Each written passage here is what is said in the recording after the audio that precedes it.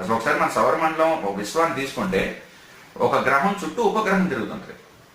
ఇలాంటి గ్రహాలు కొన్ని ఒక నక్షత్రం చుట్టూ తిరుగుతుంటాయి. దీన్ని ఆ నక్షత్ర మండలం అంటారు. ఒక సౌరమండలం అనుకోండి. సౌరమండలం అంటే ఏంటి? సూర్యుడు చుట్టూ తిరిగే గ్రహాలు. పోనీ సూర్యుడు ఏమైనా కాన్స్టెంట్ ఈ మొత్తం సెటప్ ఏమైనా కాన్స్టెంట్ ఉంటుంది అనుకుంటారో? ఉండదు. ఇవన్నీ కలిపి ఎక్కడ ఉంటే ఒక నక్షత్ర వీధిలో ఉంటుంది. మనం ఉన్న నక్షత్ర వీధి పేరేంటి? పాలపుంత.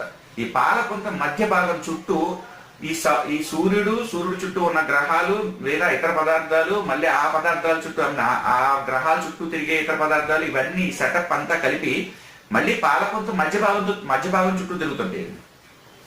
అలాగా ఇటువంటి పాలపుంతలు అంటే ఇటువంటి నక్షత్ర వీధులు విశ్వంలోనే కొన్ని లక్షల కోట్లు ఉన్నాయి.